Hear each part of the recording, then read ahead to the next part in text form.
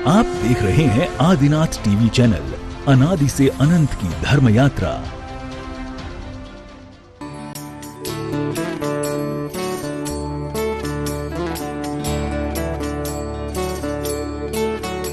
इस कार्यक्रम के पुण्यार्जक हैं श्री कंवरलाल जी महावीर प्रसाद जी, पाटनी, मदनगंज, किशनगढ़, राजस्थान। जय हो। गुरुदेव के चरणों में नमन नमोस्तु। जिनके प्रवचनों से पूरा भारत संस्कार लेता है, जीवन जीने की कला जिनके प्रवचनों से मिलती है, साथ ही हर विधा में जिनसे हमें आशीर्वाद मिलता है, ऐसे महामुनि के चरणों में हम हाथ जोड़कर नमन करते हैं, नमोस्तु निवेदित करते हैं और मंगल भावना भाते हैं कि हे गुरुदेव, आपके प्रवचनों से हमें जीवन जीने की कला आवे। ऐसे मंगल निवेदन के साथ में जितने लोग बैठ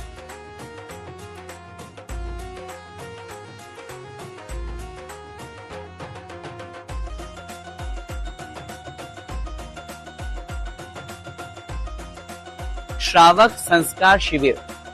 श्रावक किसे कहते हैं? जो श्रद्धावान हो, विवेकवान हो और क्रियावान हो। इन तीन अक्षरों में रत्नत्व छिपा हुआ है। श्रद्धा से सम्यक दर्शन, विवेकवान से सम्यक ज्ञान और क्रियावान से चारित्रवान। रत्नत्व धारण करने की जिसमें प्रेरणा दी जाती हो, रत्नत्व धारण करने का जिसमें संस्कार प्रदान किया जाता हो, ऐसे स्थान का नाम है श्रावक संस्कार शिविर। पूज्य गुरुदेव सुधा सागर महाराज के आशीर्वाद से देखिए कितने लोगों ने उस श्रावक संस्कार शिविर में सम्मिलित होकर के अपने जीवन का निर्माण किया है। जीवन निर्वाह तो हर कोई कर लेता है, लेकिन जीवन का निर्माण यदि कहीं पर होता है, उसका नाम है श्रावक संस्कार शिविर। पूज्य गुरुदेव के आशीर्वाद से, पूज्य गुरुदेव की सन्निधि में अब तक 25-30 संस्कार शिविरों का आयोजन हो चुका है और उस शिविरों के माध्यम से न जाने कितने मुनि बन गए, न जाने कितने लोगों ने प्रतिमाएं धारण कर ली, न जाने कितने लोगों ने आजीवन ब्रह्मचर्य व्रत लेकर के श्रावक के व्रत अंगीकार किए। ये तो केवल पुरुषों की गिनती है। यदि महिलाओं की संख्या गिनी जाए तो कितने लोगों ने, भले ही वो पूज्य गुरुदेव के चरण सन्निधि में होने वाले श्रावक संस्कार शिविर में नहीं बैठती हैं, लेकिन उनके प्रवचनों के माध्यम से, उनके संस्कारों के माध्यम से अपने जीवन को बना रही है। क्या सोच रहे हैं आप? इस वर्ष दशलक्षण पर्व कहाँ मनाना है? पूज्य आचार्य भगवंत के आशीर्वाद से पूज्य गुरुदेव सुधा सागर महाराज की सन्निधि में अशोक नगर मध्य प्रदेश में इस बार ऐतिहासिक श्रावक संस्कार शिविर लगने जा रहा है। मैं आपसे यही निवेदन करूंगा, उन संस्कारों को प्राप्त करने के लिए उन श्रावकों के साथ हम भी सम्मिलित हों और एक बार यदि कोई उस श्रावक संस्कार शिविर में बैठ जाता है तो फिर वो जीवन में कभी भूल नहीं पाता। सुबह 5 बजे से लेकर के गुरुदेव जो ध्यान कराते हैं, उसके बाद एक साथ हजारों शिविरार्थी जो अभिषेक करते हैं, पूजन करते हैं, क्या आनंद आता है, क्या माहौल रहता है। और उसके पश्चात फिर जो पूज्य गुरुदेव का आशीर्वचन, क्षमा, मार्दव, आर्जव आदि 10 धर्मों के रूप में उपदेश प्राप्त होता है। और आहारचर्या का तो दृश्य कहें क्या, ऐसा लगता है जैसे ब्रह्मचारी भाई लोग साधु के रूप में, साधु की तरह आहार करने जा रहे हैं। बिल्कुल मौन, किसी से कोई बातचीत नहीं करना और जो मिल जाए उसे स्वीकार करना बड़े आनंद के साथ में। और फिर सामायिक के पश्चात दोपहर की कक्षा और फिर शाम का श्रावक प्रतिक्रमण। आरती का वो महान दृश्य जिसको देख करके मन करता है बस आरती उतारते जाएं, प्रभु के गुणगान गाते जाएं, गुरु का गुणगान करते रहें, ऐसे मंगल भावना। और फिर रात्रिकालीन कक्षा के माध्यम से, यानी सुबह 5 बजे से लेकर के रात को 10 बजे तक पूरा धर्ममय वातावरण। और रात्रि में भी अपनी क्रियाओं के साथ में कोई एकाशन करता है, कोई उपवास करता है, कोई 10 उपवास करता है। पूज्य गुरुदेव का चमत्कार ही ऐसा है कि हर कोई उनके चरणों में आकर के अपनी साधना करता है। और एक बात और कह दूं, ये 10 दिन तो सिर्फ थ्योरी के हैं, पूरे 355 दिन प्रैक्टिकल जीवन जीते हुए पूरे साल भर, पूरे जीवन भर हर व्यक्ति उन संस्कारों से प्रभावित होकर के अपने जीवन को सार्थक करता है।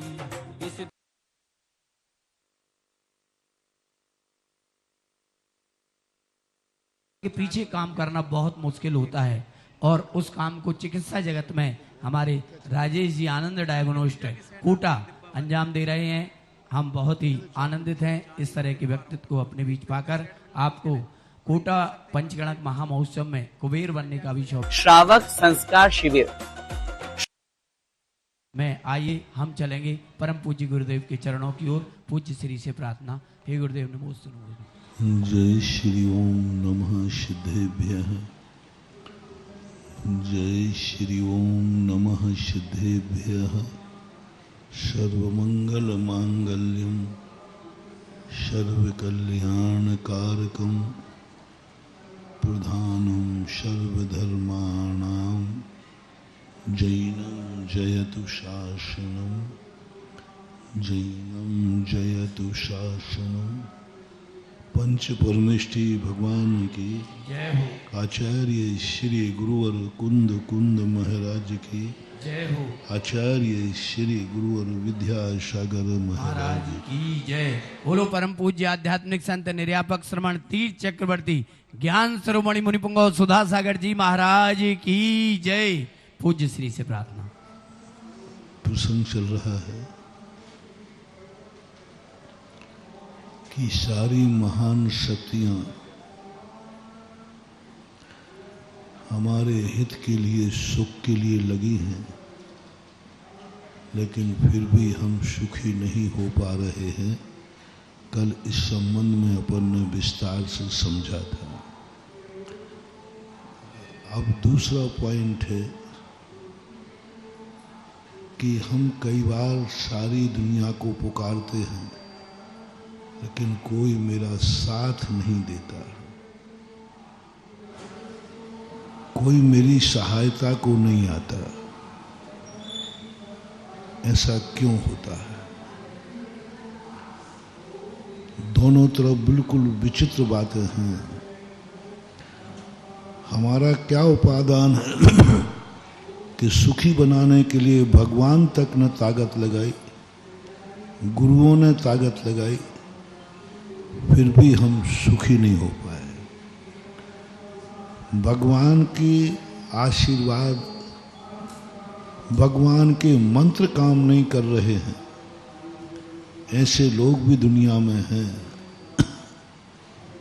जहां भगवान भी काम नहीं करते। कभी कभी ऐसी बीमारी आ जाती है कि सारे संसार के डॉक्टर हाथ ऊंचे कर देते हैं और ये कह के भाई ये मरीज मेरे बस की बात नहीं है। इस वैज्ञानिक युग में जहाँ हर चीज का समाधान है और आज विश्व के हर डॉक्टर ने मना कर दिया कि मेरे बस की बात नहीं है, हाथ ऊंचे कर दिए। ये क्यों होता है ऐसा? मैं बीमारी की चर्चा नहीं कर रहा हूं। वो बीमारी चिंतनीय नहीं है जिसकी दवाई है। बीमारी आती रहती है, आने दो, कोई फर्क नहीं पड़ता, बस उसकी दवाई होना चाहिए। डॉक्टर भी यही कहता है बीमार से, कोई चिंता मत करो, इसकी दवाई है, ठीक हो जाओ। लेकिन चिंता का विषय तो यह है कि डॉक्टर ने भी मना कर दिया, इसकी आज तक कोई दवाई नहीं है। ऐसी क्या बीमारी है? कर्म सिद्धांत कहता है तुम पाप करो, तुम दूसरों को कितने ही दुख दो, कहीं ऐसे पापी मत बन जाना। तुम किसी की दवाई मत करो, कोई औषधि दान मत दो, लेकिन कम से कम इतने पापी मत बन जाओ, इतने निर्दयी मत बन जाओ कि सामने वाला मौत से जूझ रहा है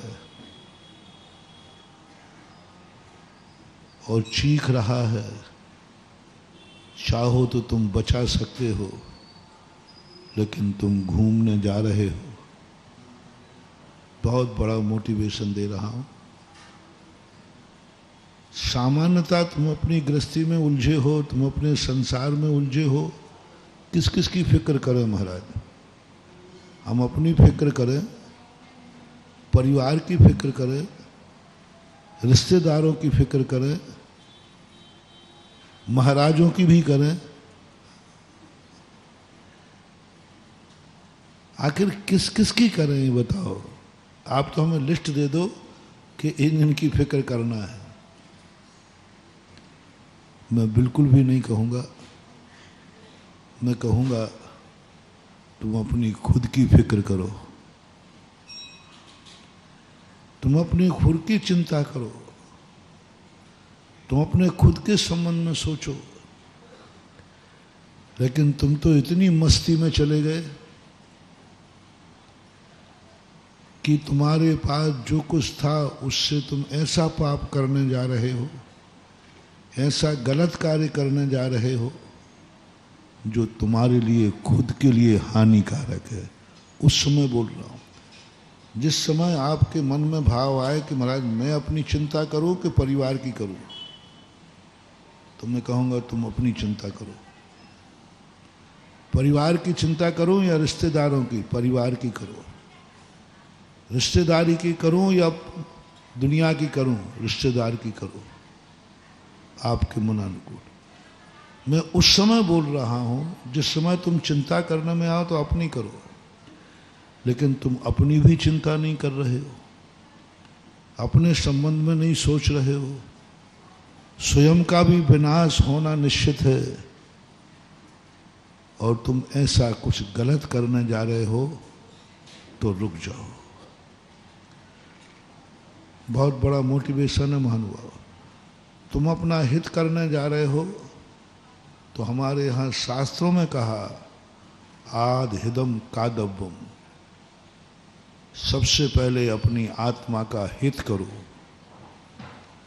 अपने आत्मा का कल्याण करो, आत्मा के संबंध में सोचो। आद हिदम कादव्यम, बल्कि यहां तक कह दिया उत्तमा स्यात् चिंता स्यात् आत्मचिंता। सबसे श्रेष्ठ किसकी चिंता करो? अपने जीवन की, अपने आत्मा की, अपना ही करना। चिंता यदि करना है तुम्हें, चिंतन यदि करना है तुम्हें,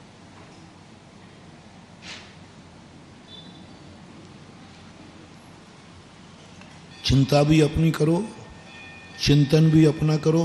जो कुछ करना है तुम अपने लिए करो, कोई परिवार की करने की जरूरत नहीं है।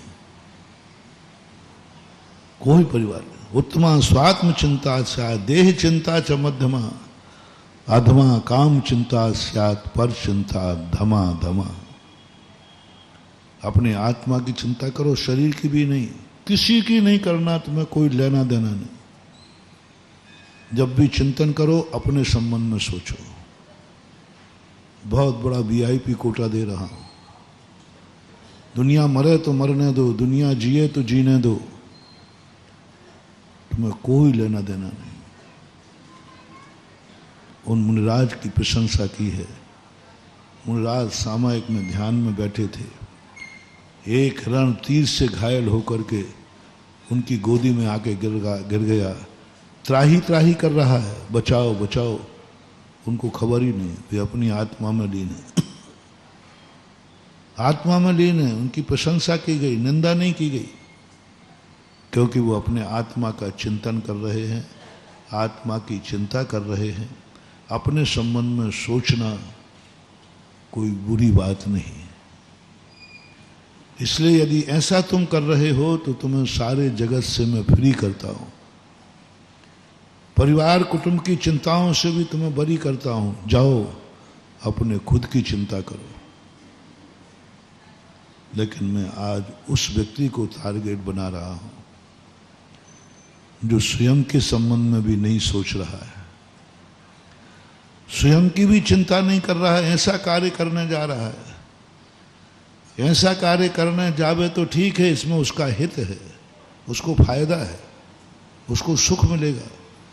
लेकिन वो तो ऐसे कार्य करने जा रहा है कि स्वयं का भी विनाश है, स्वयं की जिंदगी संकट में पड़ेगी, स्वयं बर्बाद हो जाएगा। ऐसे व्यक्ति से जब तुम ऐसे मार्ग पर जाने लगो, मैं तुम्हें उस मुसीबत से बचा रहा हूं कि मेरा भावना है मैं तुम्हें बीमारी से नहीं रोक पाऊंगा, लेकिन मेरा इतना विश्वास है कि तुमने मेरी बात मान ली तो बीमारी तो आएगी लेकिन इलाज मिल जाएगा। बीमारी तो आएगी लेकिन इलाज मिल जाएगा। संकट तो आएगा लेकिन निवारण हो जाएगा।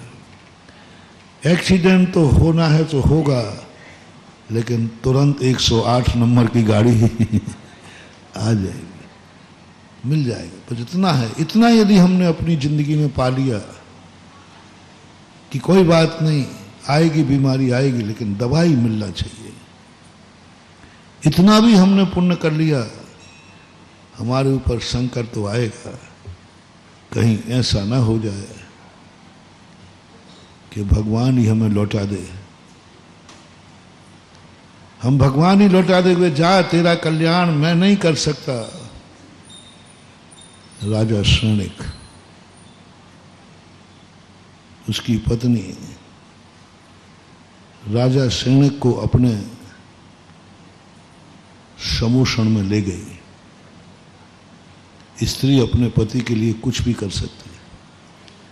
महारानी चेलना महावीर की मौसी थी, राजा शरणिक महावीर के मौसाजी थे। समूषण में ले गई और कहती है कि हे भगवान, जो कहो मैं सब कर लूंगा, मेरे पति को नरक जाने से बचा लो। यदि इनके बदले में चलता हो तो मुझे भेज दो, पर इनको नरक से बचा लो। भारतीय नारी का ये सबसे बड़ा समर्पण होता है। लेकिन महावीर ने रेफर्ड कर दिया, बोले ये केस मेरे बस की बात नहीं। जिनके चरणों में तीर्थंकर प्रकृति का बंध होता है, जिनके चरणों में छायक सम्यक दर्शन होता है, अनंत शक्ति संपन्न है, 63 रिद्धियों से संपन्न है, सब ऐसी दुनिया की कोई शक्ति नहीं है जो महावीर के पास नहीं थी। ऐसी शक्तियां थी कि समूषण में प्रवेश करते ही विकलांग के पैर आ जाए, अंधे की आंखें आ जाए, सब अतिशय समूषण के अंदर। लेकिन राजा शरणिक को रेफर्ड कर दिया। सारी दुनिया ब्रह्मांड कांप गया, अब कहां जाएगा ये जीव। महावीर ने मना कर दिया कि नहीं, इसका कोई इलाज नहीं है, इसने इतना बड़ा अपराध किया है कि इसका इलाज है ही नहीं, इसे तो नरक जाना है तो जाना पड़ेगा, क्योंकि इसने एक ऐसे संत के प्रति बुरा भाव किया है, ऐसे संत की आत्मा को दुखी किया है, ऐसा निकृष्ट कार्य किया। जगत में किसी के प्रति भी ये बुरा भाव कर लेता, उसका इलाज था। जगत में किसी के प्रति दुख दे देता तो इलाज था, लेकिन उन्होंने तो उनको दिया है जो कष्ट, जो सारे जगत के लिए सुख की कामना करते हैं, जो दुश्मन का भी हित चाहते हैं। देखो तो सही, जब ये तुम्हारा पति रात में महाराज के गले में सांप डाल के आया, सारे शरीर को चींटियों ने छलनी कर दिया, फिर भी जब सवेरे आंख खोली तो बिना राग द्वेष भाव के दोनों को आशीर्वाद बराबर दिया। ऐसे समताधारी जो दुश्मन का भी कल्याण चाहे, दुश्मन को भी आशीर्वाद दें, ऐसी महाशक्ति के ऊपर तूने उपसर्ग किया है। कोई इलाज नहीं, कोई इलाज नहीं। महावीर का मौसा होकर के भी नरक जाना पड़ा। ऐसा लाइलाज पाप मत करना। मैं तुम्हें पाप से नहीं रोक पाऊंगा। एक दिन मैंने पूरा प्रवचन दिया था, तुम 5 पाप करते हो, मैं उससे रोक नहीं पाऊंगा, लेकिन कम से कम पाप किसके साथ करना, किसके लिए करना, क्यों करना, इस पर विचार करना। मैंने एक उदाहरण दिया था जेब कट का। जेब मत काटो, तुम कहते महाराज नहीं चलेगा, वो काटना ही पड़ेगा। जेब कट से कहो, बोलो महाराज उसके बिना नहीं चलेगा, मेरी आजीब का है। तो मैंने कहा था एक रास्ता है, कभी किसी धर्म सभा में जेब मत काटना, मंदिर में जेब नहीं काटना। और जेब काटने का स्थान भी मैंने बताया था। शराब के ठेके पर जो शराब खरीदने जाते हैं उनका जेब काट लेना, बाकी मैं निपटा लूंगा तुझे। जेब काटने के पाप की भी जमानत है। जेब काटने वाले को भी बरी कर दिया जाएगा, बशर्ते तुमने पूछा जाएगा तुमने जेब किसका काटा है, कहाँ काटा है, कब काटा है, क्यों काटा है, ये नहीं पूछूंगा। कब काटा है? पर्व के दिनों में, जब भक्त भक्ति में झूम रहे थे, जब भगवान की आरती कर रहे थे, जब वो प्रवचन सुन रहे थे, उस समय तुमने काटा है। लाइलाज ऐसी दरिद्रता आएगी, ऐसी दरिद्रता आएगी कि तुम्हारे हाथ पर जो भी तुम रखोगे वो सब सोना छुओगे और माटी हो जाएगी, क्योंकि तुमने उस समय जेब काटा है जिस समय सामने वाला भक्ति में लीन था। कहाँ काटा है? मंदिर में, धर्म सभा में। किसका काटा है? गुरु भक्त का, भगवान के भक्त का, सज्जन पुरुष का। बस ये 3 पाप हैं। जेब कट का उदाहरण दे करके ये 3 बातें जो हैं ये तुम्हारे जीवन में नहीं आना चाहिए। बाकी तुमसे पाप हो जाए तो होगा तो सही, दंड तो मिलेगा, लेकिन जमानत भी मिल जाएगी, इलाज भी हो जाएगा। 5 पापों में ऐसे लगाना।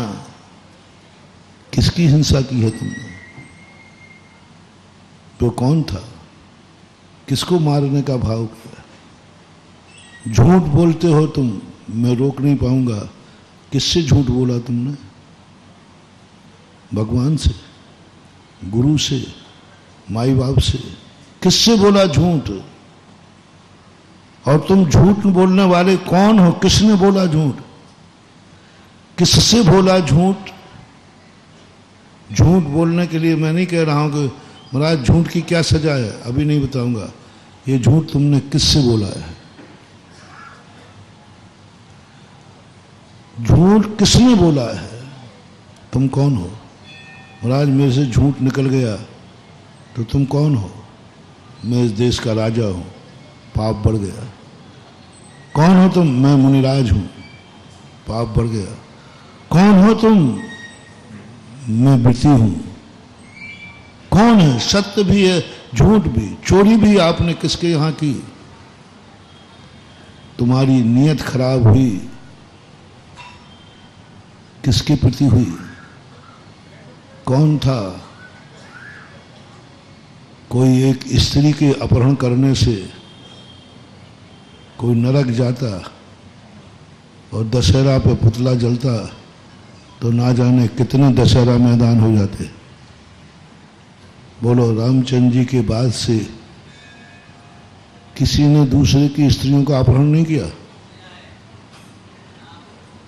क्या उनके साथ गलत बलात्कार आदि नहीं हुए? वकील साहब, हुए हैं।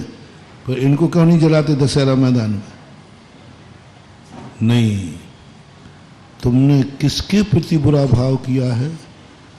जगत माता के प्रति?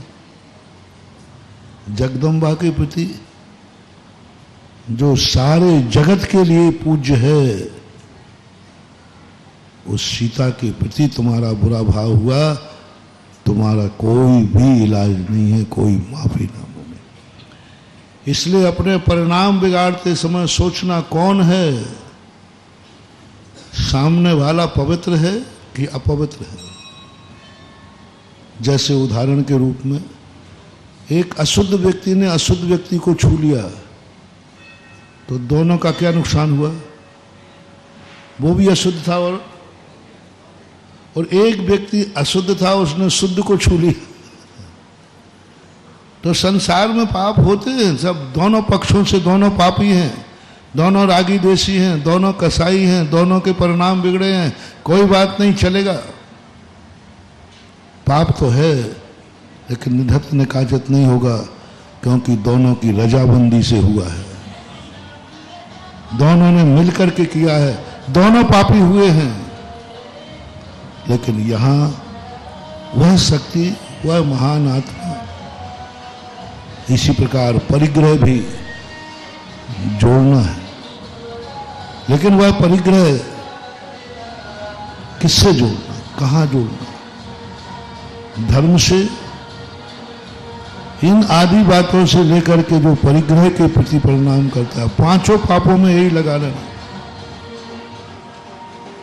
बस 5 पाप का महत्व तो नहीं है, 5 पाप आपने कहां, किससे, किस रूप में किए, उस पर विचार करो।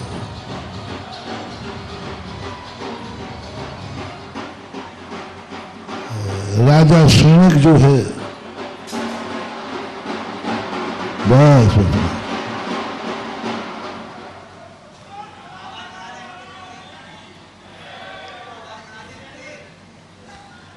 तो इस पर विचार यदि तुमने कर लिया, तो मैं आज कह रहा हूं, तुम कुछ भी करते रहना, बस ला इलाज पाप मत करना।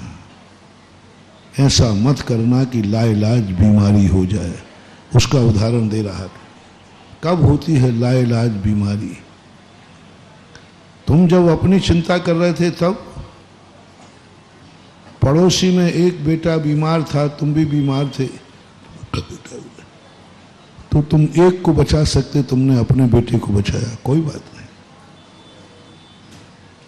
नहीं। एक गोली थी दवाई की, या तो तुम खा लो या सामने वाला खा लो, एक मरेगा एक बचेगा, तुमने स्वयं खा लिए, बच गए, कोई बात नहीं, इसमें कोई बात नहीं। महाराज क्या करता मैं, या तो उसको खिला दूं वो बच जाएगा, मैं मर जाऊंगा। तो हमारा दर्शन कहता है कि दुनिया मरे तो मरे, तुम अपने बचने का उपाय है तो बचो, स्वयं बचने का प्रयास करो कि मैं बच रहा हूं, मेरी गोली मैं खाऊंगा, पहले मैं बेटे की दवाई कराऊंगा, पहले मैं स्वस्थ होऊंगा, बाद में किसी के संबंध में विचार किया जाएगा, चलेगा, कोई बाधा नहीं, इसमें कोई भी परेशानी नहीं, कोई भी अंतर नहीं। क्योंकि यह सारी व्यवस्थाएं, यदि सारी जिंदगी तुम्हारी परोपकार में लग जाएगी तो तुम्हारी गृहस्थी बिगड़ जाएगी, तुम्हारी गृहस्थी बिगड़ जाएगी। इसलिए कल राजेश बाबू कह रहे थे ना कि आप बोल दिया करो कि एक कोटा में डायग्नोस्टिक वाले है, वहां चले जाओ और रिकमेंड, मैंने कहा तुम बाबा हो जाओगे। हाँ, सारे अमीर भी लाइन में लगे मिलेंगे, फोकट का माल है कौन, वैल्यू खत्म हो जाएगी। और तुम्हारी सारी स्थितियां, यहां तक कि उस मशीन में इतने एमआरआई वाले पहुंचेंगे कि मशीन की बिजली का बिल भी तुम्हें मुश्किल पड़ जाएगी देने। कोई दया करने वाला नहीं है, सब अपनी जांच कराएंगे, बाहर आ जाएंगे, एक बार भी नहीं पूछेंगे भैया इतना खर्चा तुम कैसे चलाते हो, इतना खर्चे की स्थिति तुम कैसे बनाते हो, ये भी कोई पूछने वाला नहीं है दुनिया में। कोई इस संसार में इतना स्वार्थी है संसार, कितना कितना भी परोपकार करो, जो परोपकार जिस पर किया गया वो पीछे मुड़ के भी नहीं देखता। हाँ, आ जाओ, सब बैठ जाओ जल्दी।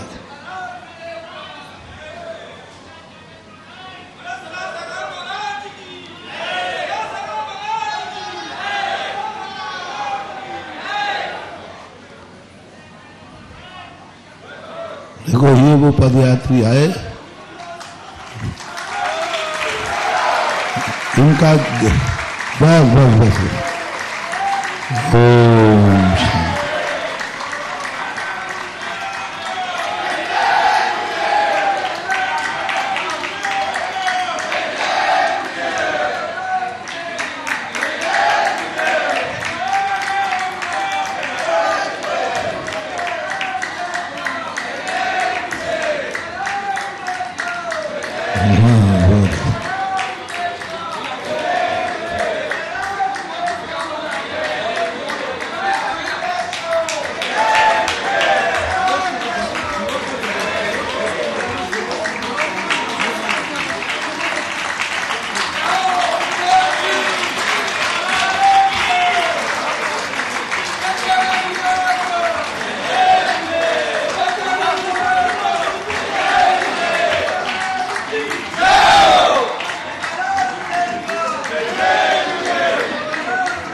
हाँ, बिल्कुल बिल्कुल।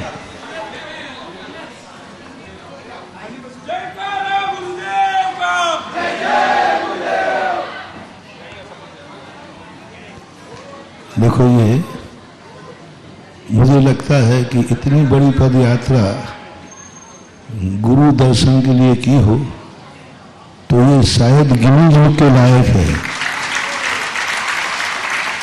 1250 किलोमीटर और पूरे इतने दिनों में एक भी दिन रास्ते में कहीं रुके नहीं, प्रतिदिन 30-35 किलोमीटर चले तभी तो आ पाए। और ये होना ही चाहिए। हमारे साधु महाराज कैसे पदयात्रा करते हैं ये भी अनुभव होना चाहिए। और आज इन्होंने गुरु दर्शन के लिए पदयात्रा की है, तो ये पदयात्री तो हो ही गए हैं, इसी पदयात्री पर एक फल लगेगा, एक फल लगेगा।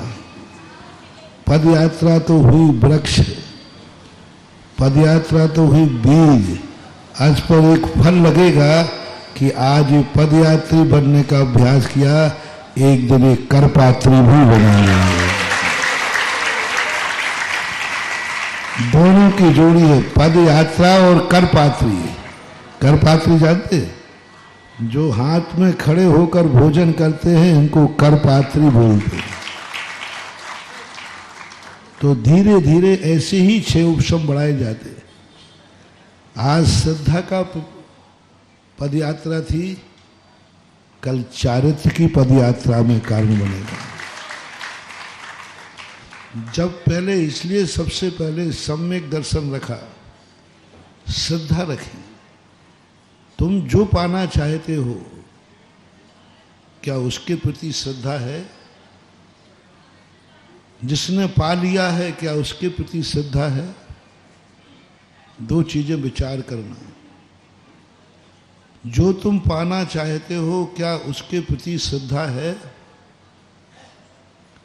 मोक्ष जाना चाहते हो क्या मोक्ष पर श्रद्धा है? यदि है तो दूसरी श्रद्धा है, जो मोक्ष जा चुके हैं क्या उन पर श्रद्धा है? मोक्ष और मोक्ष मार्गी या मोक्ष को लेने वाले हेतु हेतु मत भाव कहलाता है।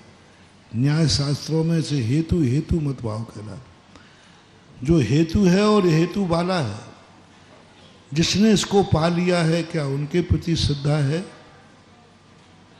यदि उनके प्रति तुम्हारी श्रद्धा है तो उसे फिर बाद में वही श्रद्धा को चारित्र में परिवर्तित किया जाता है।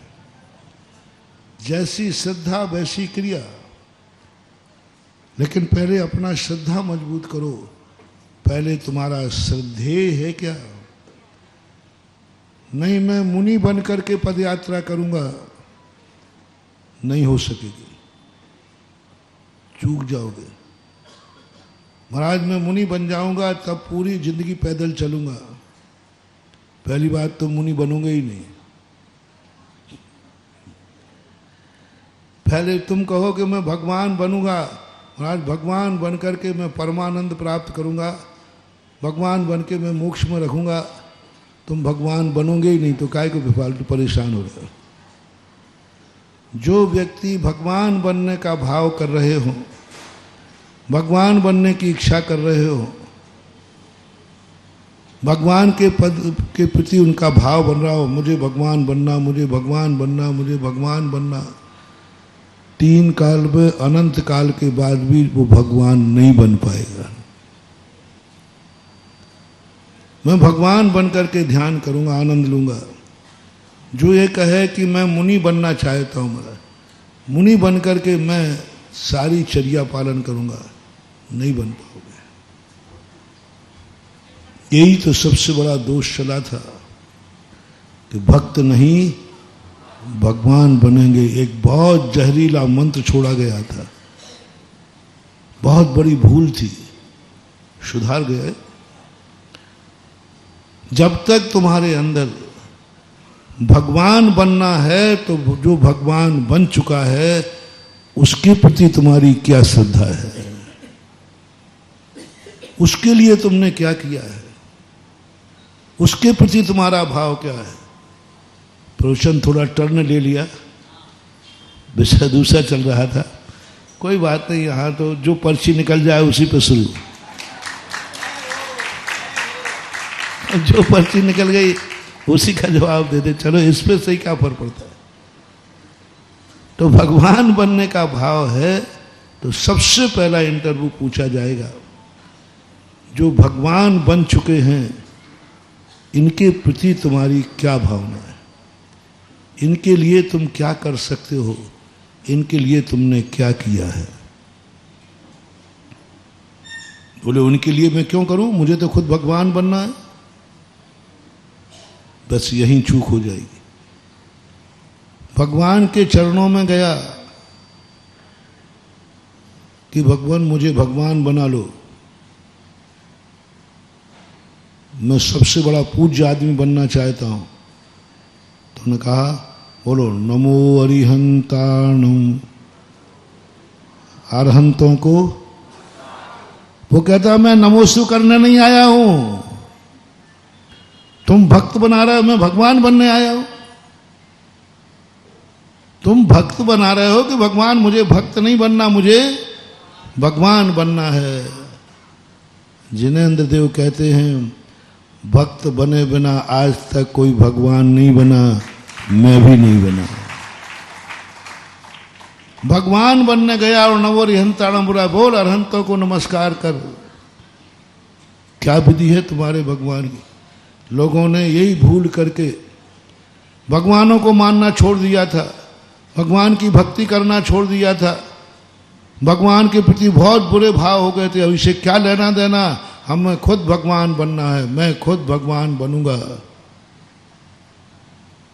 जिंदगी खपा दी। जो व्यक्ति कान खोल के सुन लो, जो भक्त बने बिना भगवान बनने की कल्पना कर रहा है, वो भगवान तो बहुत दूर की बात रही, मंदिर का बागवान भी नहीं बन पाएगा, बागवान भी नहीं बन पाएगा। विधि यह है कि भगवान बनना है तो जो बन चुके हैं उनके प्रति आपकी क्या श्रद्धा है, उनके प्रति बताओ। भगवान पद पर तो दुनिया ललचा जाता है, लेकिन जो बन चुके उनके प्रति क्या भाव है, उनके प्रति मेरा श्रद्धा भाव है।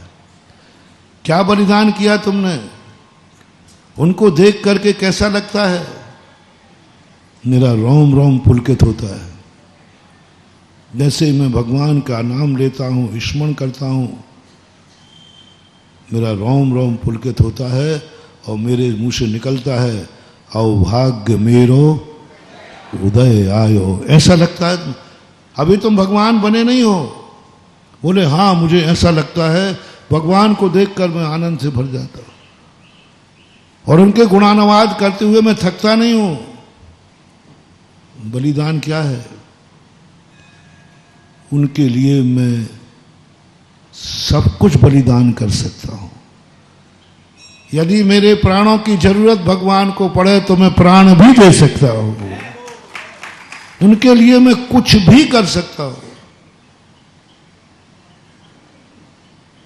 भक्ति के लिए बेटा मर रहा है, सांप ने काटा है, भक्ति करने में लीन है धनंजय कवि, 6वीं शताब्दी। भगवान ये बेटा है, ये तो बेटा तो बहुत छोटी चीज है, मैं तेरी और तेरी भक्ति के लिए कुछ भी कर सकता हूं। जैसे ये परिणाम आए, भगवान मोक्ष के लिए नहीं कह रहा हूं, मोक्ष जो पहुंच चुके हैं, जो भगवान बन चुके हैं, उनके प्रति तेरा क्या भाव है? उपेक्षा भाव, ईर्षा भाव? कुछ नहीं होगा, फेल हो जाओगे। उनके लिए मैं सब कुछ कर सकता हूं। हनुमान बन जाओ, कुछ भी कर सकता हूं, कोई भी संकट उठा सकता हूं। ये परिणाम जैसे तुम्हारे अंदर आया, तुरंत तुम्हारे भगवान बनने का आइडेंटिटी कार्ड बनना शुरू हो गया। भगवान के लिए मैं कुछ भी कर सकता हूं। भगवान को देखकर मेरा रोम रोम पुलकित होता है। भगवान के प्रति मेरी श्रद्धा है। बस ये 3 बातें जिसके अंदर है, वो नियम से एक दिन भगवान बनेगा, पक्का है, बनेगा। क्योंकि ये तुमने लक्षण बता दिया। जैसे मैं सदा कहा करता हूं कि कोई व्यक्ति फेल होता है तो महाराज हम कभी पास होंगे कि नहीं? तो तुम्हारी क्लास में कोई पास हुआ है कि नहीं? मेरे अलावा सब पास हुए। तो उनके प्रति तुम्हारा क्या भाव है? क्या उनको जजमेंट कर सकते हो? तुम फेल हुए हो, तुम्हारा दोस्त पास हुआ है, क्या उसके पास होने पर तुम मिठाई बांट सकते हो? तुम नाच सकते हो कि मैं भली फेल हुआ लेकिन मेरी क्लास के सारे बच्चे पास हुए, इस पर मुझे गर्व है, इस पर मुझे गर्व, मैं तो फेल हो गया लेकिन मेरी क्लास के सारे बच्चे पास हुए, मैं इसलिए मिठाई बांट रहा हूं, इसलिए मैं नाच रहा हूं, इसलिए मुझे खुशी है। एक बार इसकी खुशी मना लो, अगली साल तुम्हारा नंबर पास में नहीं, क्लास में नंबर 1 पर आएगा। ये विधि है। गरीब आदमी को मैंने कहा था कि गरीब आदमी कितने गरीब हो, बस अमीर आदमी को देखकर ईर्ष्या करता है, कुड़ता है, स्वयं अमीर बनना चाहता है और अमीर से द्वेष कर रहा है। स्वयं अमीर बनना चाहता है और अमीर के प्रति द्वेष कर रहा है, कभी अमीर नहीं बनोगे। अमीर बनना है तो जो अमीर हैं उनको जय जिनेंद्र करो, उनके दर्शन से अवभाग्य मानो और सुबह उठकर कहो कि मैं बहुत बड़ा पापी हूं कि मेरे पास एक झोपड़ी है, लेकिन एक पुण्य है कि मेरा पड़ोसी अमीर है। मेरे पास तो झोपड़ी है लेकिन मेरे पड़ोसी में बहुत पुण्य के पड़ोसी एक अमीर है। बस तुम्हारी झोपड़ी हवेली में बदलना शुरू हो जाएगी। ये सिद्धांत है। इसी प्रकार से तुम कहो कि महाराज मुझे साधु बनना है, साधु बनना चाहते हो, नहीं बन पाओगे। पहले ये बताओ जो साधु बने हैं उनके प्रति तुम्हारी क्या श्रद्धा है। वही वाली बात जो भगवान में लगा। जो साधु बन चुके हैं उनके प्रति तुम्हारा क्या भाव है, उनके प्रति तुम्हारा क्या विश्वास है, उनके प्रति तुम्हारी क्या श्रद्धा है। महाराज उनसे हमें क्या लेना देना, मैं कह रहा हूं ना, मुझे साधु बनना है, बस कभी नहीं बन पाओगे। जो बन चुके हैं उनके प्रति तुम्हारी श्रद्धा क्या है? तो भक्त कहता है तुम श्रद्धा की बात पूछ रहे हो, मुझे तो मुनि महाराज जो बन चुके हैं उस मुनि अवस्था में भी भगवान का रूप दिखता है। वह मुनि अवस्था नहीं दिखती महाराज हमें, हमें तो चलते फिरते सिद्धों सब चरणों में शीश पूजा में आया ना।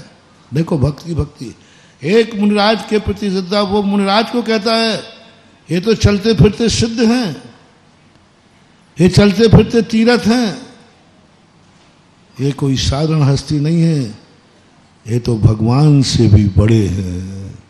गुरु गोविंद दो खड़े कि काके लागू पाँव, बलिहारी गुरु आपकी, गोविंद दियो बताए बनाए जो भी लेना हो।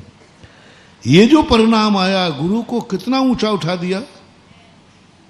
भगवान से बड़े होते नहीं है गुरु, गुरु का पद नीचे ही होता है। लेकिन भक्त ने क्या कह दिया? गुरु से पूछो क्या तुम भगवान से बड़े हो? पागल हो गए हो क्या? किसी साधु से पूछना, महाराज जी आप भगवान से बड़े हो क्या? पागल हो गए। मैं भगवान से बड़ा होऊंगा? सुबह देखना 3 बार भगवान को नमोस्तु करता हूं। मैं तो उनके चरणों की धूल हूं, मैं ना भगवान हूं ना भगवान के बराबर हूं, ये कहेगा साधु। लेकिन भक्त क्या कह रहा है? आप क्या हो आप जानो, मेरे लिए तो आप भगवान हैं। ऐसी स्थिति, ये जो तुम्हारे अंदर भाव आया, एक ओरिजिनल भगवान होता है, एक ओरिजिनल भगवान होता है, और एक भक्तों का भगवान होता है।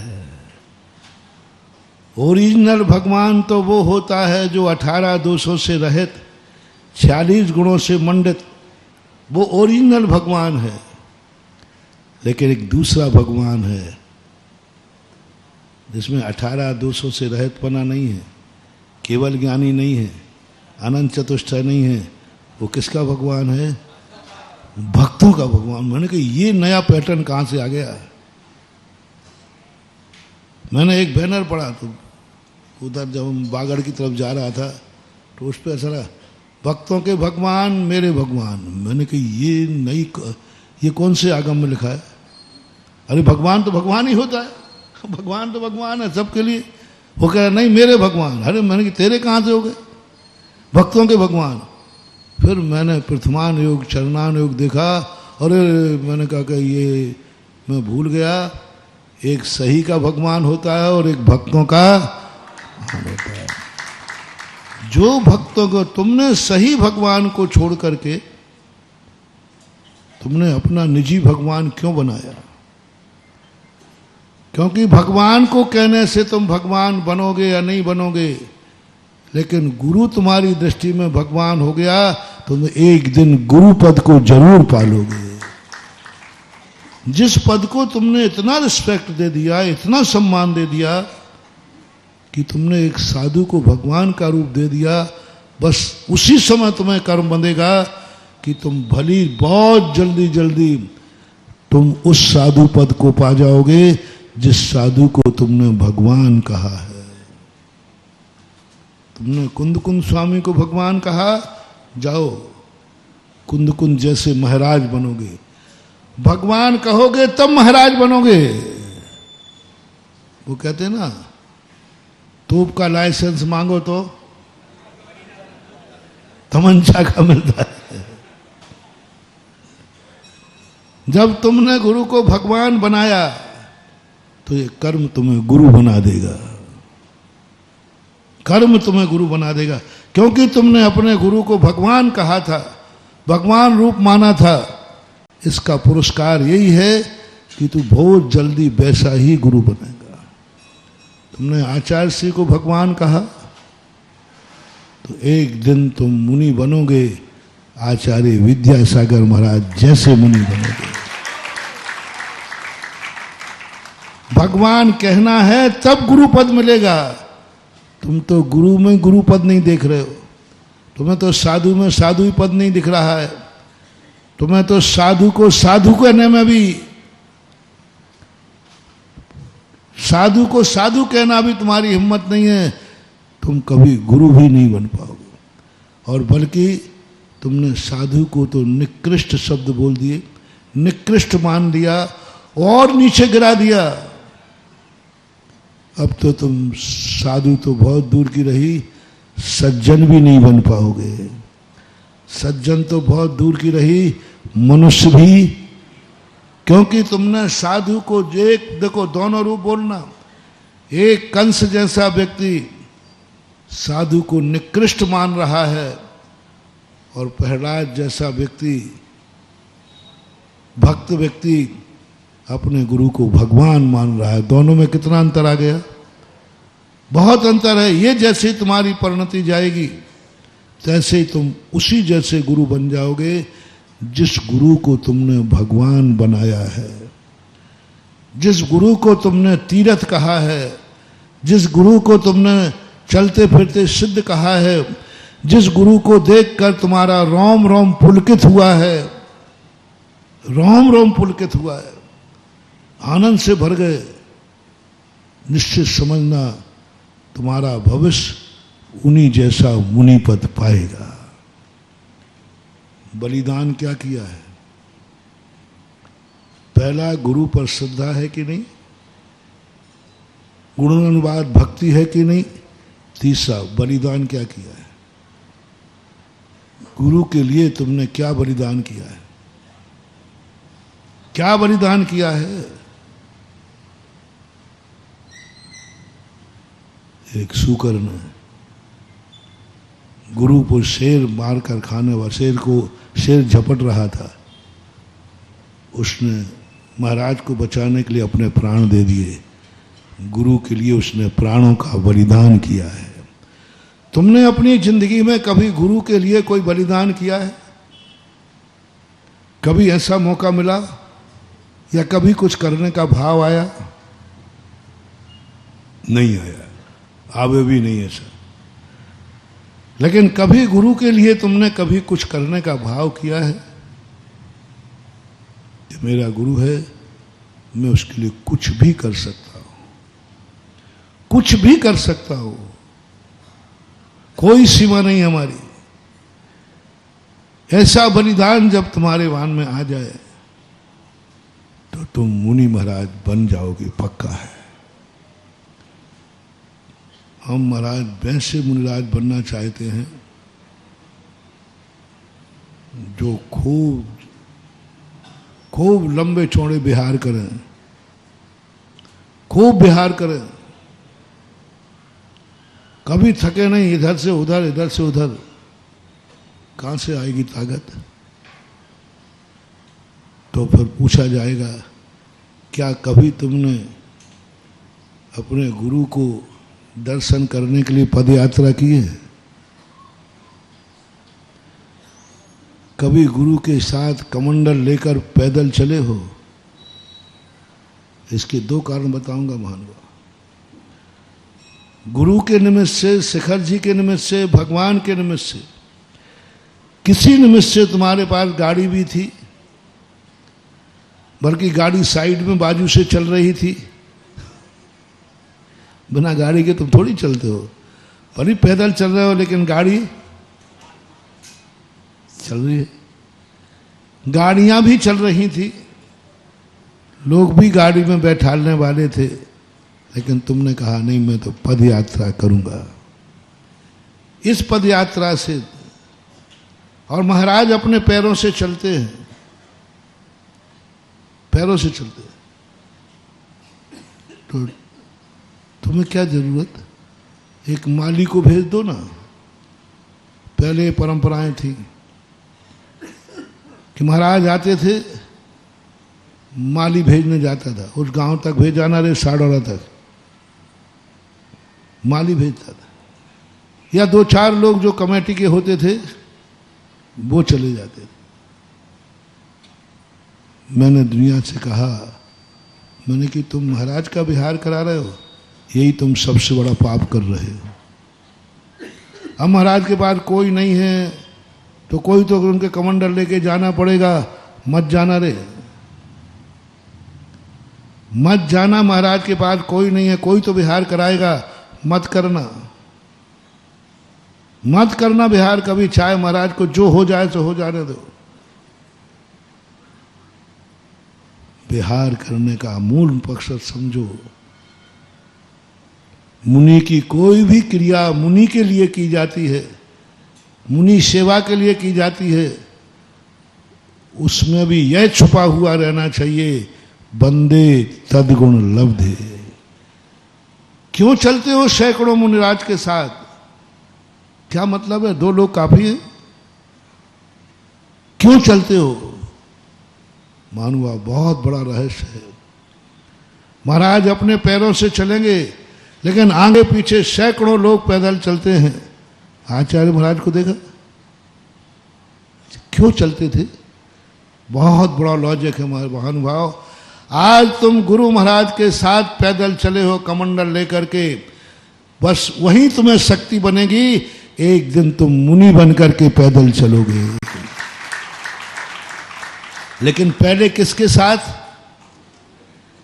पहले गुरु के साथ 4 कदम चलो, गुरु के साथ विहार करो, गुरु का कमंडल लेकर विहार करो। आज कमंडल लेकर विहार करो, कल पिछी लेकर विहार करोगे।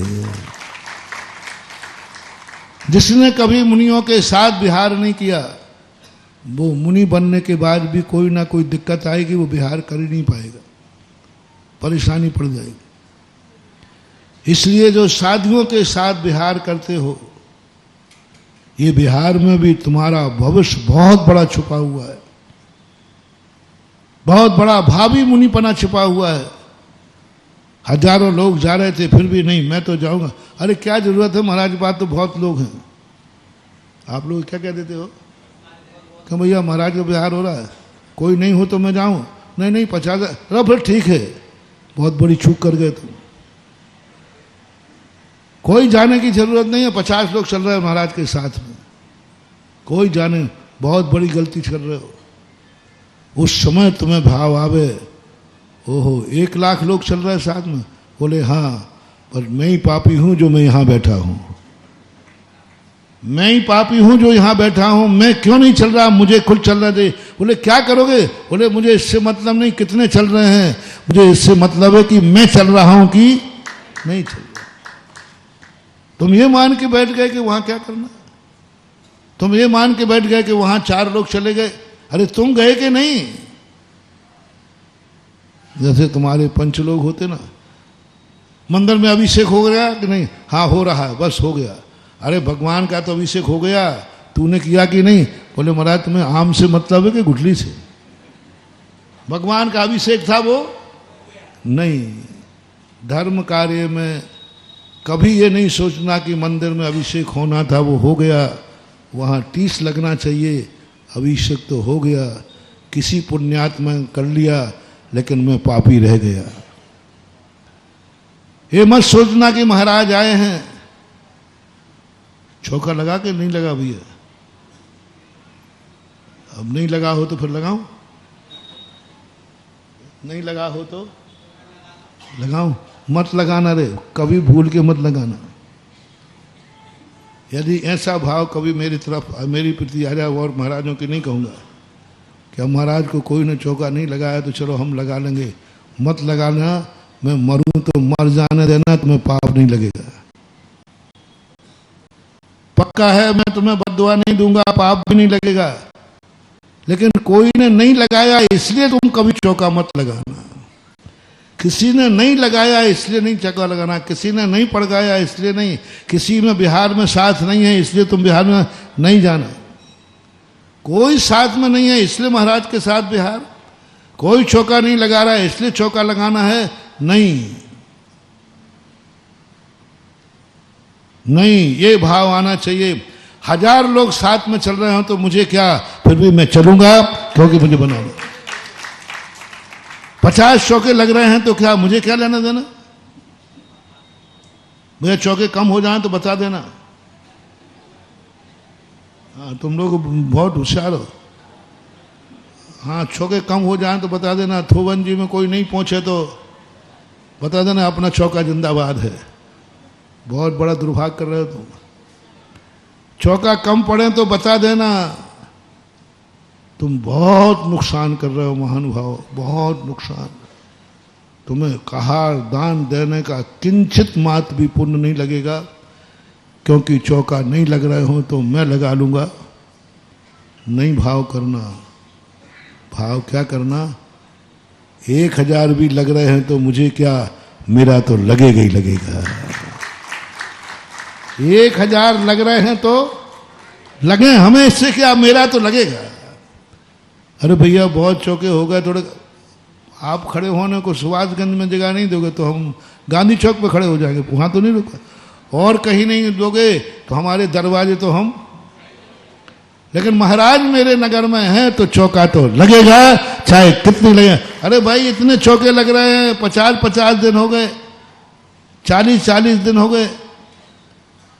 बोले 40 दिन नहीं हो, 100 दिन हो जाए, पूरी जिंदगी निकल जाए, लेकिन चौका तो हमें ये मतलब ही नहीं है कोई लगा रहा है या नहीं लगा रहा है। मुझे मतलब है कि मैं लगा रहा हूं कि ये भावना से महानुभाव आप चौका लगाएंगे और जिंदगी में कभी महाराज का आहार नहीं हो पाएगा तो भी आपको प्रतिदिन आहार देने का पुण्य आपके खाते में लिखा मिलेगा। और वायदा है इसी दिन एक भाव के बाद बड़ी तुम्हारे हार हुआ नहीं, लेकिन मेरा चौका तो लगेगा। कितने चौके हो मुझे इससे कोई लेना देना नहीं, हजारों लगे तो लगे, मैं तो लगाऊंगा। ये पुण्य एक दिन तुम्हें श्रावक से ऊपर उठाकर आहार देने वाला नहीं, आहार लेने वाला बना देगा।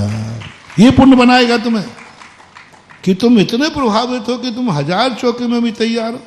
मालूम 1000 चौके के बाद चौका लगेगा तो नंबर तुम्हारा कब आएगा? कब आएगा बोलो ना? 1000 में बाद आएगा। और चतुर्मास में कितने दिन होते हैं बेटा? 3 साल मिले तब तो अशोकनगर को 120 दिन मुश्किल, 120 ही होते हैं, 120 दिन है और तू पट्टा 1000वां नंबर पर खड़ा हुआ है। 1000 में नंबर पर खड़ा है और चातुर्मास के 120 दिन है, पक्का है नंबर आना ही नहीं है। बोले नहीं आए तो नहीं आए, चौका तो लगेगा। ये मैं धर्म क्षेत्र में ही नहीं बता रहा हूं, मेरे पास उदाहरण रहता है तुरंत। वो इसलिए तुम कई लोग हमारी ऊंची ऊंची बातों पर सोचते तुम महाराज गलत कह रहा, मैं प्रश्न करूंगा शाम को, मैं तुरंत यही निपटा देता हूं। ऐसा उदाहरण दे रहा हूं कि उसका प्रश्न ही, चलो 1000 वैकेंसी निकली किसी चीज की, इंटरव्यू वगैरह के लिए, नौकरी के लिए, फार्म 1 लाख आए। वहां नहीं सोचा तुमने कि 1000 में, बताओ भैया यदि 1000 में कम फार्म आए तो मैं भर दूंगा। जैसे तुमने यहां पूछा था ना चौके कम हो तो, ऐसे ही वहां पूछा तुमने कि भाई यदि वैकेंसी 1000 में से कम फार्म आए हो तो मैं भर दूंगा। वहां तो 1 लाख फार्म तो जमा हो चुके हैं, तुम्हारा 1 लाख के ऊपर है तो भी चिपका दोगे कि नहीं? बोलते नहीं हो। 1 लाख फार्म भरे जा चुके, 1000 वैकेंसी हैं, फिर भी 1 लाख 1 माह भी तुम्हें मौका मिलेगा तो फार्म भरने नहीं चूकेगा। बोले भैया क्यों भर रहा है? 1 लाख भरे जा चुके हैं। बोले 2 लाख भरे जाए ना, मेरा फार्म तो, क्योंकि मैंने मालूम है कि मेरी योग्यता है और होता हुआ भी ऐसे। 1 लाख में फार्म के बाद भी दूसरा तीसरा नंबर फार्म भरने वाला फेल हो गया और 1 लाख 2 नंबर का फार्म भरने वाला पास हो गया। अब वो बैठा रहता तो बैठे ही रहता। जैसे नौकरी में होता है ऐसे ही धर्म में करना चाहिए। मुझे क्या लेना देना, मेरा लगेगा बस, खत्म। इससे क्या होगा? तुम्हारा ऐसा क्षोभ बढ़ेगा कि श्रावक से उठकर सीधे मुनि पद पे जाओगे। बोले अब तुम आहार देने लायक नहीं, तुम आहार लेने लायक हो। अब तुम दाता नहीं पात्र बन गए। तुमने ऐसा साहस किया, तुमने ये नहीं सोचा कि 1000 में नंबर पे आएगा नंबर तो 120 दिन ही तो महाराज को रहना है। तुमने ये सोचा कि कुछ भी हो हमें तो करना है। ये बलिदान जो है यही बिहार में होता है। इसके बिना तुम्हारे अंदर वो ताकत आ नहीं पाएगी। दूसरा कारण बिहार कराने का क्या है? यदि तुमने कभी साधु के साथ बिहार किया है और तुमने नगर के बाहर कहीं हो तो कितने एक्सीडेंट हो जाएगा, तुम्हारे पैर सलामत रहेंगे, कटेंगे नहीं। बीमारी आ जाएगी तो कोई ना कोई डॉक्टर इलाज ढूंढ के पैर बचा लेगा, क्योंकि तुमने कभी इन पैरों से महाराज के साथ बिहार किया था अपने यात्रा से बचने के लिए। और मैंने इसका प्रैक्टिकल किया है, कई बार प्रैक्टिकल हुआ। शिखर जी की वंदना, तीर्थों की वंदना पैदल क्यों? अरे भगवान तो वही है, टोंक तो वही है, चाहे गाड़ी से जाओ चाहे पैदल जाओ, क्या फर्क पड़ना है? भगवान के पास पहुंचना है। नहीं, जो पद यात्रा करते हैं उनके पैरों में ऐसा बल मिलता है कि वे बाहुबली जैसे 1 साल तक खड़े रहे तो डगमगाते नहीं। उनके पैरों में पैरालिसिस नहीं होता, पोलियो नहीं होता, क्योंकि उन्होंने पैरों से पैदल यात्रा की थी। पैरों से दाद महाराज के साथ बिहार कराया था।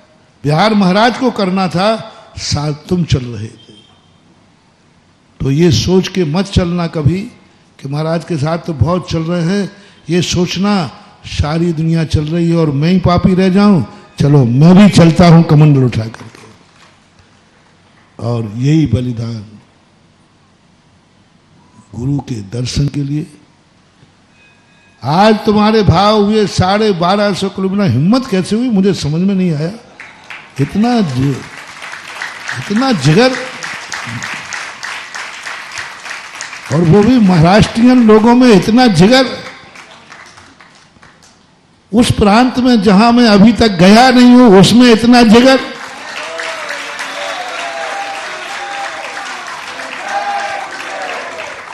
देखो, अशोकनगर, ललितपुर, जबलपुर, बुंदेलखंड यदि ये हिम्मत करता तो कोई बड़ी बात नहीं है। राजस्थान भी कर लेता तो कोई बड़ी बात नहीं। यदि कोटा से भी लोग यहाँ पैदल आ जाएं तो मुझे कोई आश्चर्य नहीं होगा, क्योंकि वहां मैं गया हूं। आएंगे भी तो 3 बार आएंगे। अशोकनगर वाले पद यात्रा करना कौन सी बड़ी बात है? 3-3 चतुर्मास मिल रहे हैं पट्टों को।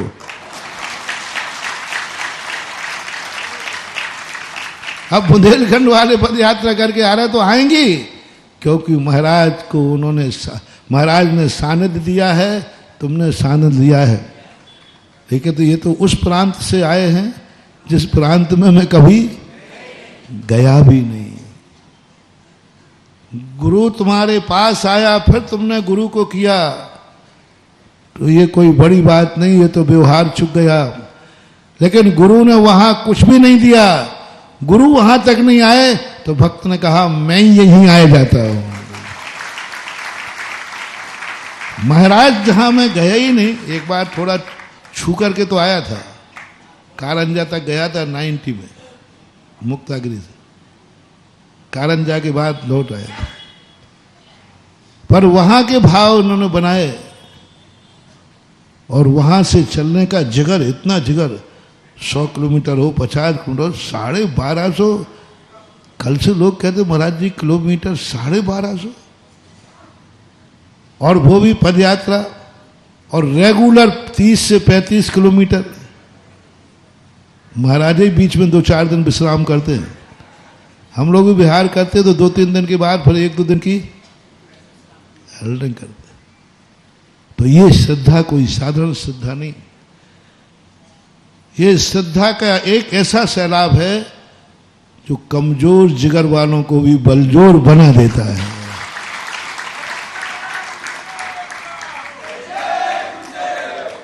तभी मैंने सोचा कि जिस नगर में मैं गया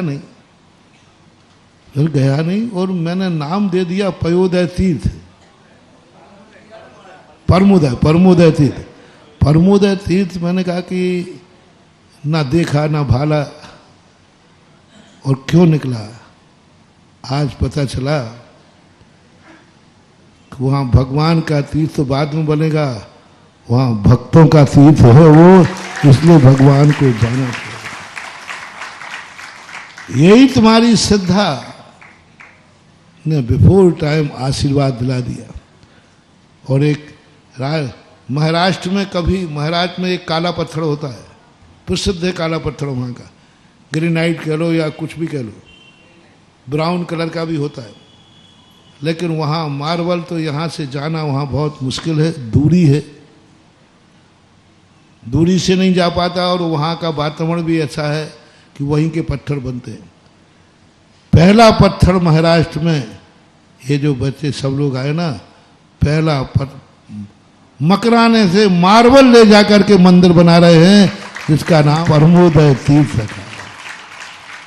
वाइट पाषाण और दक्षिण में बनना, ये मंदिर नहीं बन रहा है, दक्षिण का ताजमहल बन रहा है, लोग देख रहे हैं कि महाराष्ट्र में तो बहुत बड़ी चीज होती है। इसलिए हर क्रिया में अलग अलग श्रद्धा का रूप छुपा रहता है, और ये श्रद्धाएं, इनको कभी कोई ऐसी दिक्कत आएगी भी तो उसका इलाज है। इसलिए मैं बार बार कहा करता हूं, कोई भी कार्य करने के पहले ये सोचो कि यदि इसका कर्म बंद हुआ तो क्या मैं संभाल पाऊंगा?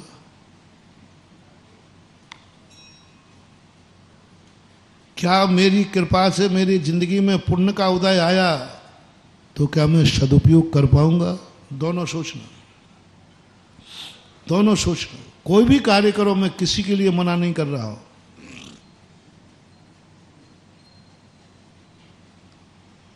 बस इतना सोच लो, क्या यदि तुम्हारे लिए भावना कर रहे हो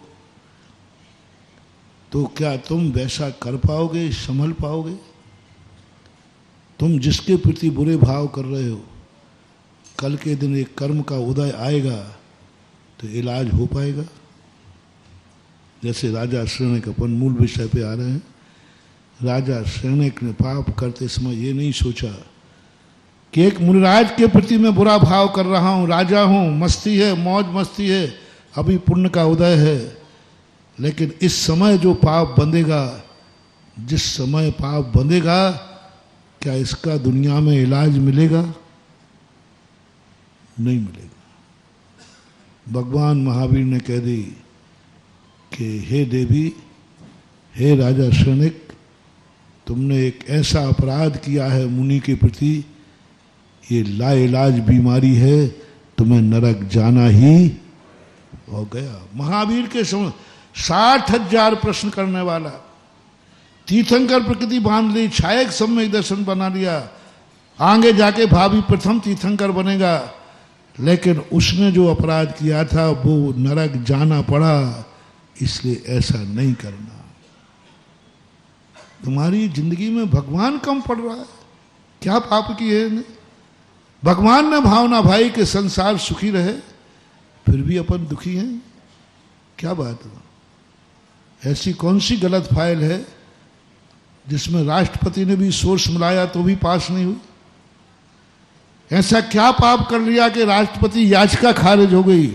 वहां तक का पाप तुम्हें माफ है, सुप्रीम कोर्ट ने आपको फांसी दी, लोअर कोर्ट ने फांसी दे दी, हाई कोर्ट, सेशन कोर्ट ने दे दी, हाई कोर्ट ने दे दी, सुप्रीम कोर्ट ने तुम्हें फांसी दे दी। अभी मैं नहीं कहूंगा कि तुम महापापी हो, अभी इस केस को मैं रेफर नहीं करूंगा, अभी इस केस को मैं ठीक कर सकता हूं। कहां से ले रहा हूं मैं? सुप्रीम कोर्ट ने भी फांसी बोल दी। अब सुप्रीम कोर्ट जब फांसी बोल रहा है, इसका अर्थ है अपराध बड़ा है कि नहीं है, लेकिन मैं नहीं मानूंगा, मैं नहीं मानूंगा। जैसे कल कहा था, छोटी सी भी गुंजाइश है, एक समय भी है, तब तक विश्वास नहीं छोड़ना।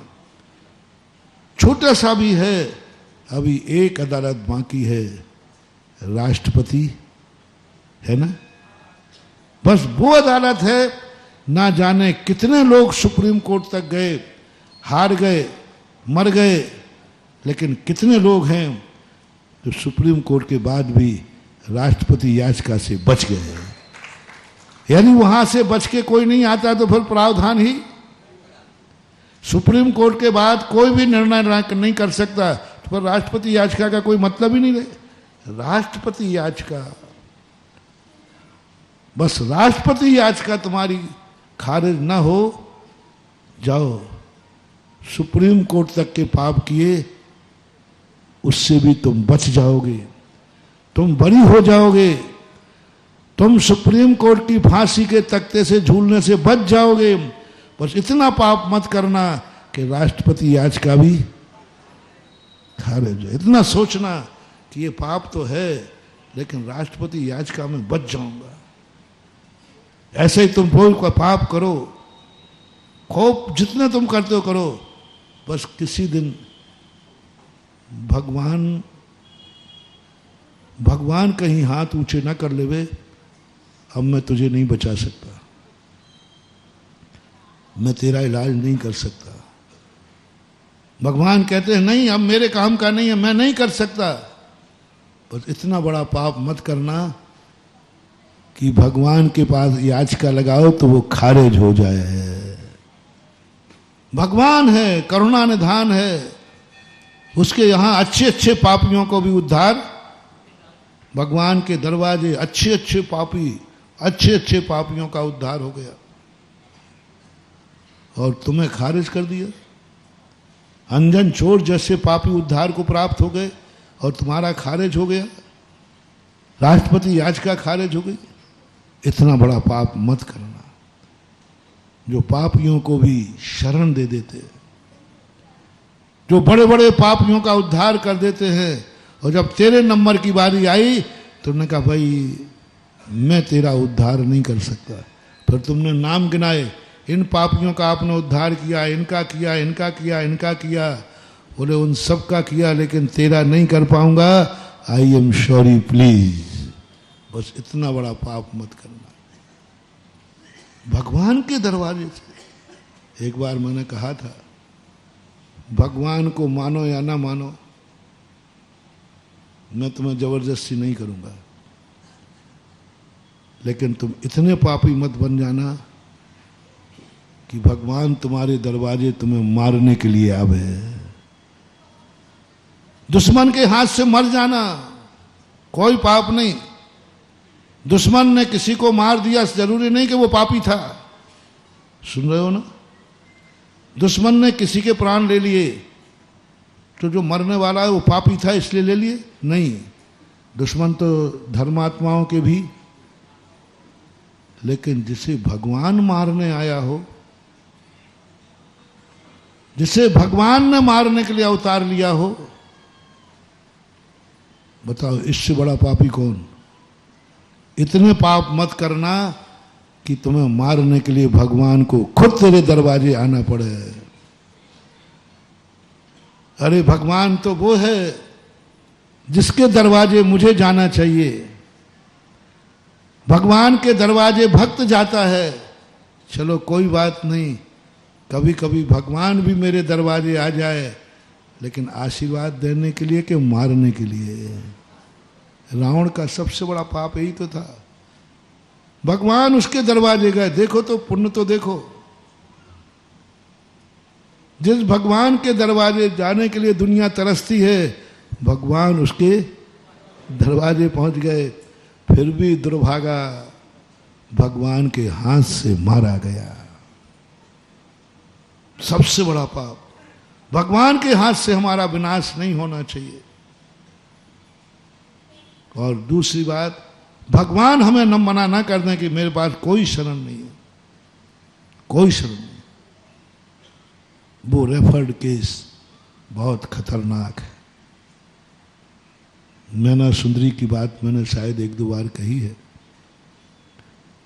जब श्रीपाल पूछते हैं कि श्री मैना सुंदरी, तुम राजकमनी होकर के मेरे जैसा कोड़ीपति को पाकर के तुम्हें बुरा नहीं लग रहा है?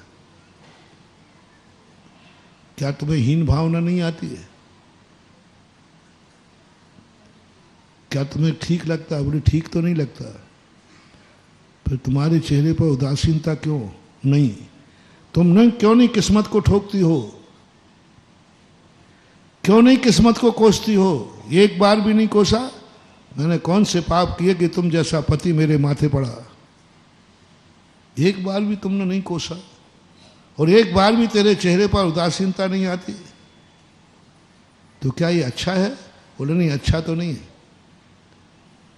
तो क्या मैंने अच्छा काम किया होगा? बोले नहीं, तुमने बहुत बुरा काम किया, तुम पापी तो हो। मैना सुंदरी क्या कहती है? तुम पापी तो हो, तभी तुम्हें कोढ़ निकला है, और मैं भी पापिन हूं, तभी तुम जैसे कोढ़ी पति मिले हो। एक्सेप्ट कर रहे, मैं भी पापिन हूं जो तुम जैसे पति मिले, और तुम भी पापी हो जो तुम्हें कोढ़, इसमें तो कोई संदेह नहीं है। जब तू ये सब जान रही है तो कभी तो कोसा कर। बस बस बस।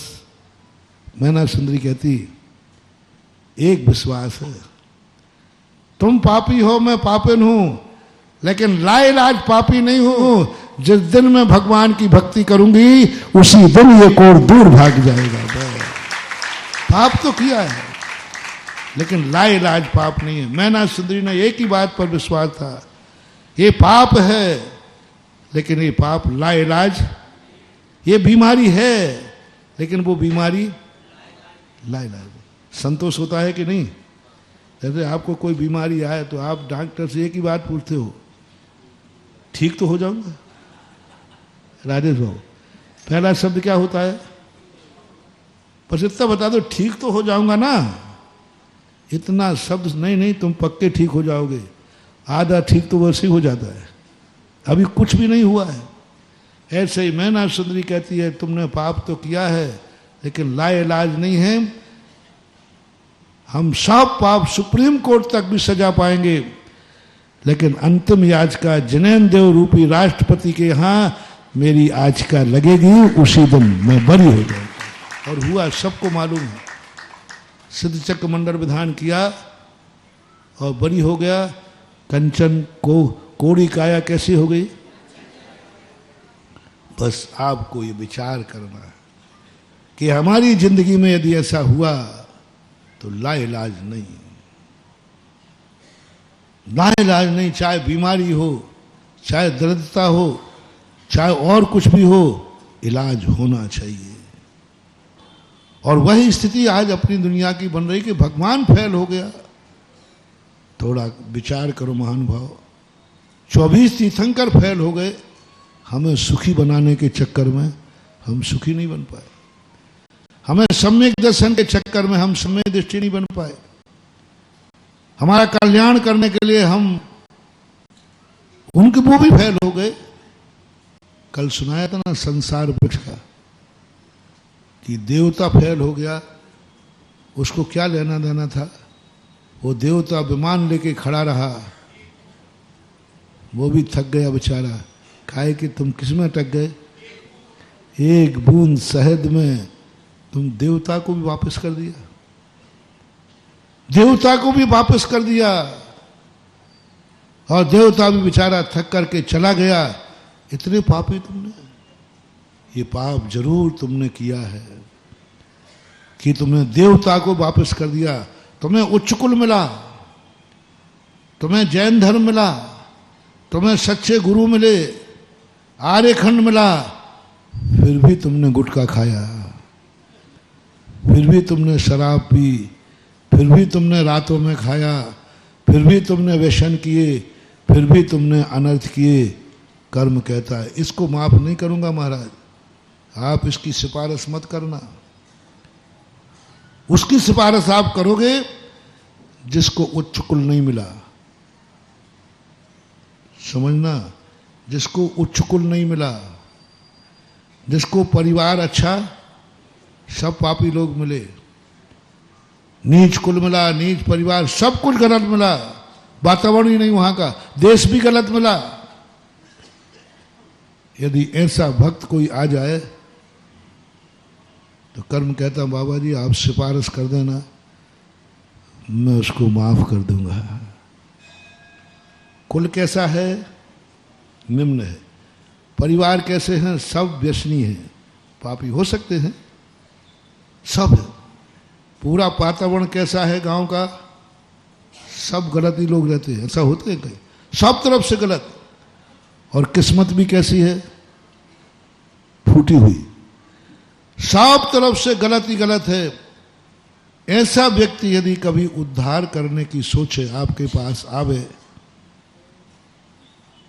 तो आप मुझे सिफारिश कर देना, मैं उसको बरी कर दूंगा। जैसे कल राजेश बाबू कह रहे थे, आपका रिकमेंडेशन आए किसी के लिए, मैं भी सोच समझ के रिकमेंडेशन देता हूं, मैं सिफारिश ऐसे ही थोड़ी करूंगा। लेकिन लेकिन लेकिन ये जैन कुल का था महाराज, इस कुल में मुनिराज हुए हैं, तीर्थंकर हुए हैं, त्यागी वृत्ति इसके माँ बाप हैं। इसके रात में भोजन तो छोड़ो, पानी भी नहीं पीते हैं, और उच्च कुलीन है, अशोकनगर का है, और आपके भक्त परिवार का है।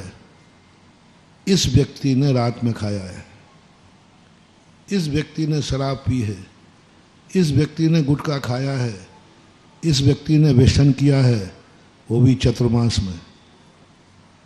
कर्म कहता महाराज जी, मेरे आपसे विनती है, इसकी सिफारिश मत करना, इसको मैं माफ नहीं करूंगा,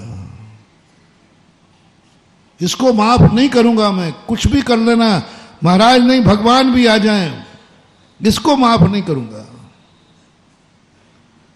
क्योंकि इसने सब कुछ अनुकूल मिलने के बाद भी, सुन रहे हो रे अशोकनगर के जैनियों, तुम्हारी याचिका खारिज होगी, क्योंकि तुम उस गांव में रहते हो जिस गांव में साधुओं के चतुर्मास होते हैं, उस गांव में रहते हो जहां पर त्रिकाल चौबीसी जैसा, उस नगर में रहते हो, उस जाति में तुम्हारा जन्म हुआ जहां कोई बुराई, उस कुल में जन्म हुआ जहां तुम्हारी पीढ़ी दर पीढ़ी माँ बाप में कोई बुराई नहीं है, और उस समय किया जब तुम्हारे नगर में मुनिराज का चातुर्मास हो रहा था। जाओ, राष्ट्रपति आज का खारिज, भगवान के दरबार से भी खारिज। तुमने वहां किया जाकर के, राजा सैनिक को महाराज भगवान ने बताया, ये है ही नहीं राष्ट्रपति आज का भी। कितना कठोर होना पड़ता होगा राष्ट्रपति को, कितने कठोर हुए महावीर स्वामी जब अपनी गृहस्थ अवस्था की मौसी, गृहस्थ अवस्था की मौसी सगी एक मौसा की एप्लीकेशन लाई, और उस एप्लीकेशन को महावीर ने खारिज कर दिया। ऐसा खारिज किया कि नहीं, कोई इलाज नहीं, कोई तो बताओ, कुछ नहीं। तो अपनी जिंदगी पर ये विचार करना है, कौन हमारे लिए भावना भा रहा है, फिर भी हमारा मन नहीं सुधर रहा है। कौन भावना भा रहा है, फिर भी हमारा मन नहीं हो रहा है। तीर्थंकर मेरी भावना भा रहे तो भी हम नहीं सुधर रहे, उन्होंने मोक्ष छोड़कर हमें प्रवचन दे रहे हैं तो भी हम नहीं सुधर रहे। क्या मतलब है इनका? प्रवचन दे रहे हैं मेरे लिए, फिर भी हम नहीं सुधर रहे। इतने सारे मंदिर बने हैं, फिर भी अभिषेक का मन नहीं हो रहा है। इतने सारे चतुर्मास हो गए हैं, तो भी तुम नहीं सुधरोगे। तो सुन लो भैया, ये तीसरा चतुर्मास है, और अब नहीं सुधरे तो कोई नहीं, फिर कुछ भी सुधारने वाला नहीं। इसलिए अपने जीवन में एक बात विचार करके रखना, लाइलाज बीमारी मत होने देना। और लाइलाज बीमारी क्यों होती है, इस पर चर्चा कर रहा था। इसलिए नहीं, इस कार्यक्रम के पुण्यार्जक थे श्री कंवरलाल जी महावीर प्रसाद जी पाटनी मदनगंज किशनगढ़ राजस्थान।